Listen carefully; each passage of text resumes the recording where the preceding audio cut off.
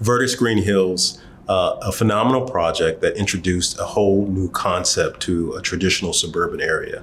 So I don't want to overplay the notion that the suburbs have to look like urban areas, but it is nice when you find a project that figures out a way to capture the benefits of true urban living, reflecting the attempt to encourage healthy lifestyles that is constructed in what is otherwise a suburban location. Mm-hmm. And I'll be honest, at some great risk to the developer. So one of the conversations that I recall from the folks at Vertis Green Hills was the fact that they had to take somewhat of a leap of faith when they were constructing the pro forma in terms of what was an achievable rent for a product that heretofore hadn't been seen out in the suburbs. And so how do you begin to walk through that process? I think how they reconciled that was delivering a great project in a very attractive corner, but was still close to a lot of amenities and living areas that people want to live. And so at that point, it's up to the developer to execute. And I think they have here by combining uses, by fully amenitizing the residential, by introducing retail that works, and by making sure that that corner becomes an advantage as opposed to a disadvantage, where people feel like that is a landmark that is worthy of emulation. So I want to commend the team because the economic performance has rewarded what was absolutely a leap of faith, an educated one, but still at the same time a leap of faith. Vertis Green Hills is Southern Land Company's national headquarters. And so we wanted to espouse within the design and within the planning our ideals as a company.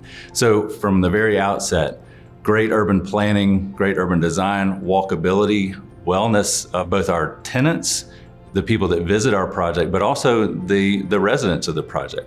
Focusing on the corner of Richard Jones and Hillsborough Road was a high priority for us. And how do we really espouse those ideals to become a participant in the community, a participant in the street, and show something that we think is on the forefront of design in bringing the urban planning, urban design to a very suburban corridor. And so from there, we started planning and really taking into account the ideals represented in the Green Hills overlay, stepping the building back, really placing the height in the back, working with our prospective tenants of the restaurants especially, pulling that activity out onto the street, taking some cues from the previously well-designed projects along Hillsborough Road, which is H.G. Hill's project that really brought in walkability to the Hillsborough Road corridor. We are very much a pioneer going into the community and understanding people's need and want for good design, good connectivity, really a focus on wellness. And so we had to go on faith that we would be able to achieve the rents that we wanted, both